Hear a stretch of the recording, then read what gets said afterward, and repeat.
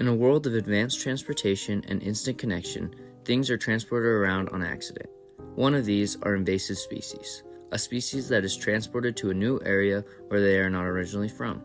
These species have very fast reproduction rates and no natural predators, causing a great disturbance in the environment and the humans that live there. These species can range from different plants and small critters to large snakes and coyotes, all doing damage to the environment. The National Invasive Species Information says, invasive species are spread primarily by human activities, often unintended. People and goods transported travel quickly around the world and often carry uninvited species with them. Invasive species can be introduced to any area by ship ballast, water, firewood, and accidental release, and by people. When invasive species are introduced, they cause large amount of extinction of native animals and completely decimate the environments.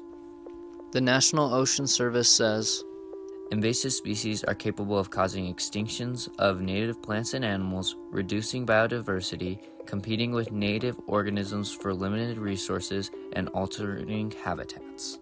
Invasive species not only kill the native population and destroy the environment, but they can bring deadly pathogens to humans. P.E. Neal and M. Aram, writers on the National Library of Medicine, say examples of pathogenic NIS effects on human health include well-known pandemics and epidemics, such as the Spanish flu, caused by a strain of influenza viruses that resulted in death of several million people all over the planet.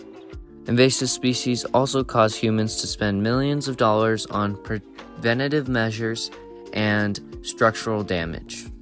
Damien Carrington, an environmental editor on The Guardian, a daily British newspaper, says, the scientists calculated the cost at $1.3 trillion since 1970 and said even this staggering sum was likely to be a big underestimate, as much damage is unreported. With the continuing expansion of the human race, more and more invasive species will be introduced, making more environments that will be destroyed.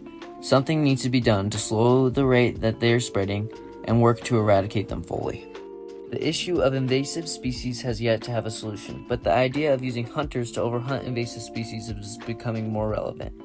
One solution being used is the overhunting of invasive species. By allowing people to hunt invasive species as much as they would like, it works towards reducing the population and gives hunters enjoyment. In Texas, they're doing just this. They have an overwhelming amount of invasive boars destroying land and crops. Farmers have people come to their land to kill the boar. Tim Lindell, an avid hunter from Utah, had the opportunity to travel out of state to hunt for this particular species. It's about $500 per hunter for one day of hunting. I think you get to kill 3 pigs, but there's 2 different ways that you can do it.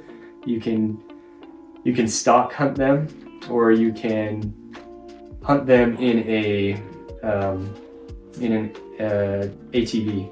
So basically, you ride shotgun with a shotgun, and the driver will take you, and you'll find the herd of pigs, and then he'll try to get a pig out of the herd that he's picked out, and they're very good at maneuvering and hurting these pigs, and then he'll get it on the side that you're on to shoot and just blast them. So it's kind of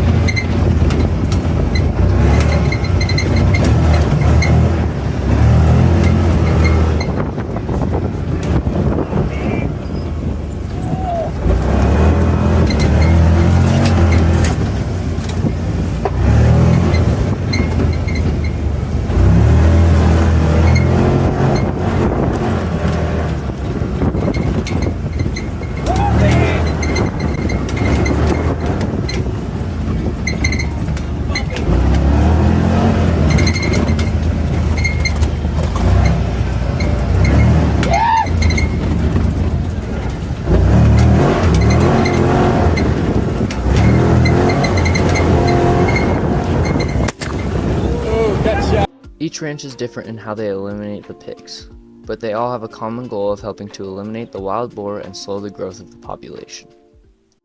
The use of hunting invasive species is not just happening in Texas, but here in Utah also. The DWR Predator Control Program. The Utah Division of Wildlife is giving an incentive of $50 per one removal of a coyote. Hunting is helping to eliminate invasive species, but it is also doing other good. The meat from the killed invasive species can be used to feed people or be feed for animals. Invasive species is edible or desirable to eat. Most likely it can be used as some type of meat, but there's definitely value in understanding our environment and controlling our environment and how we are all tied together as creatures, as living creatures on this earth.